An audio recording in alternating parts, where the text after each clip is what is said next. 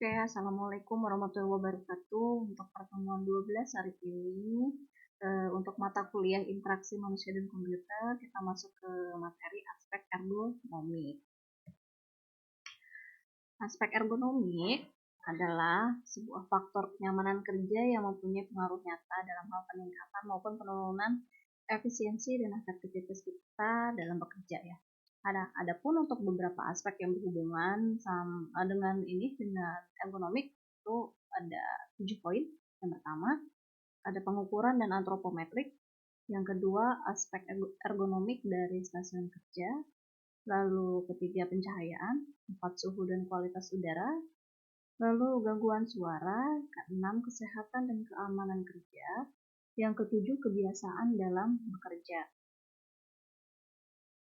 Nah, untuk aspek-aspek yang sudah tadi disebutkan, berikut ini untuk penjabaran dari aspek ergonomik ya. Yang pertama, untuk pengukuran dan antropometrik ya, merupakan sebuah cabang bidang ilmu yang berhubungan dengan pengukuran tubuh manusia. Ini lebih ke fisik dari usernya.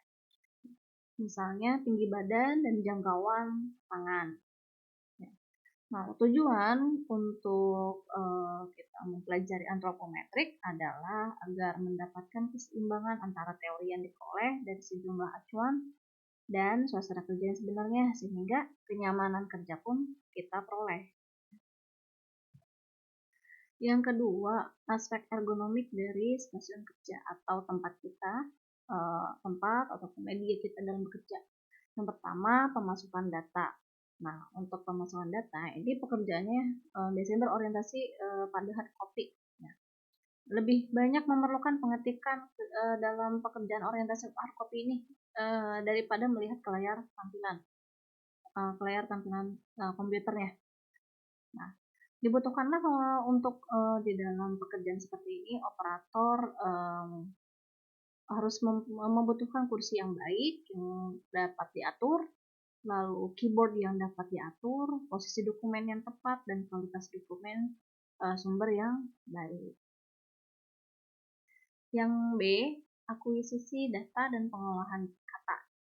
Nah, untuk aspek ini lebih berorientasinya adalah pekerjaan yang lebih banyak menatap ke layar tampilan komputer atau laptop kita. Ya. User sebaiknya disediakan layar tampilan dengan kualitas karakter yang baik, ya. Kontras karakter, kontras layar yang tinggi, serta kendali kilau yang harus memadai, harus disesuaikan dengan kenyamanan kita pada saat bekerja di stasiun kerja. Yang C, pekerjaan interaktif.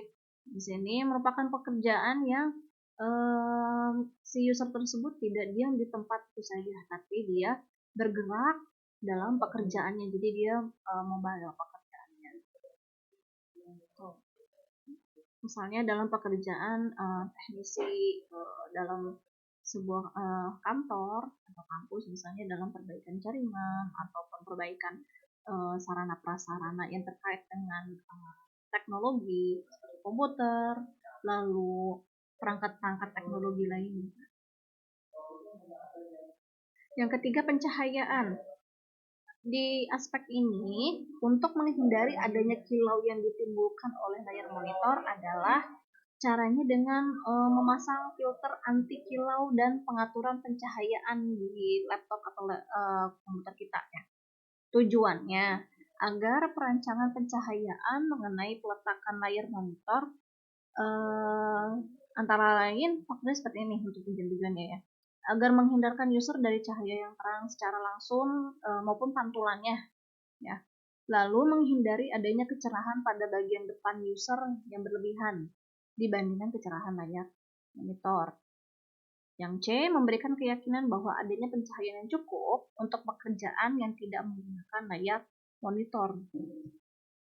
Nah, untuk pencahayaan di dalam sebuah ruangan kerja atau stasiun kerja dibagi menjadi dua.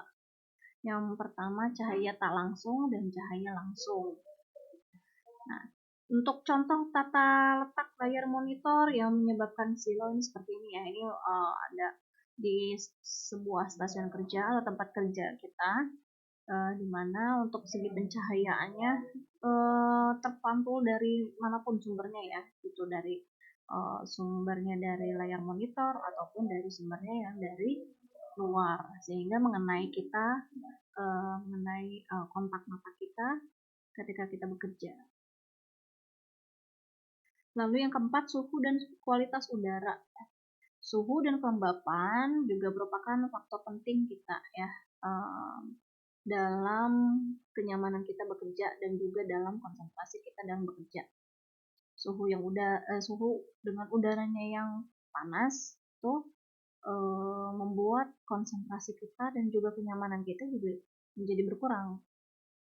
Solusinya adalah dengan memasang pengontrol udara dalam ruangan. Letak pengontrol udara harus diatur sedemikian rupa ya, sehingga aliran udaranya pun yang dihasilkan tidak langsung mengenai user. Yang kelima, gangguan suara. Manusia sebenarnya sangat sensitif terhadap perubahan suara yang kecil sekalipun. Ya. Lalu manusia seringkali tidak sadar dengan adanya suatu suara yang tetap asalkan suara tersebut tidak berlebihan. Nah, ini merupakan sebuah kebiasaan, misalnya di dalam sebuah tempat atau stasiun kerja kita, kita letakkan jam dinding. Nah, untuk pergerakan jarum jam itu kan menimbulkan sebuah suara yang kecil, tapi kita terus berkontinu dan itu menimbulkan kebiasaan bagi kita untuk mendengarkan suara yang sekecil itu. Jadi kita juga sensitif, peka terhadap suara yang sekecil apapun itu. Lalu kepekaan masing-masing orang terhadap gangguan suara itu nggak sama ya. Ada yang masih bisa menerima suara tersebut dengan volume yang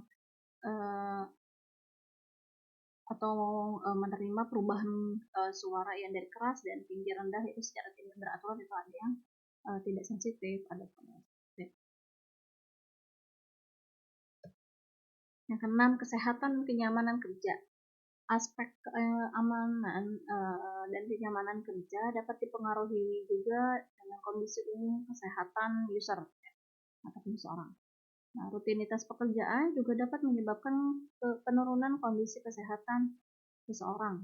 Nah, sebagai contoh, pekerjaan seorang yang seharusnya duduk lama untuk melakukan tugas seperti tugas pengetikan, lalu ngecek-ngecek dokumen, itu kan menjadi terhambat ya. Ya kan karena adanya ketidaksesuaian dan ada aspek kesehatan yang mempengaruhi dia dalam bekerja.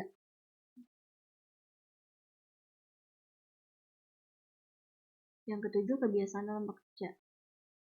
Nah, agar seseorang tersebut merasa nyaman dalam bekerja, sebaiknya membiasakan diri untuk selalu bekerja dalam keadaan yang serileks mungkin ya, dan juga memperhatikan kondisi kesehatan kita pada saat bekerja.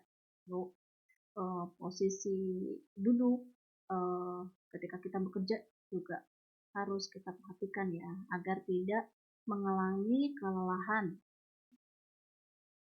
Lalu berdiri dan mengambil beberapa menit untuk merilekskan otot-otot dan juga olahraga yang ringan ya, agar tidak mengalami ketegangan ototnya. Lalu mengusahakan untuk tidak mengetik dalam jangka waktu yang lama tanpa diselingi istirahat beberapa saat. Mengambil istirahat sejenak secara periodik, jadi jangan terlalu kontinu pekerjaannya, harus diselingi juga dengan istirahat. Nah, di sini untuk posisi kerja yang benar ya. Yang pertama, kepala tidak menunduk.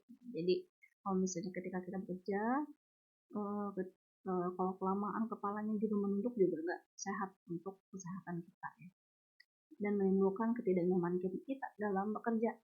Lalu posisi bahu yang santai, posisi punggung yang tertopang, lalu pandangannya sejajar dengan komputer, tangan sejajar lengan bawah, lalu pada kaki dan juga paha, usahakan gunakan bantalan ya untuk menopang bagian paha dan juga kaki agar tidak lelah. Lalu atur benda-benda dalam jangkauan. Lalu tinggi monitor yang sejajar pandangan dan lengan, itu juga diperhatikan aspeknya seperti itu. Oke. Untuk pertemuan 12, aspek ergonomik di dalam mata kuliah interaksi manusia dan komputer, saya akhiri. Assalamualaikum warahmatullahi wabarakatuh.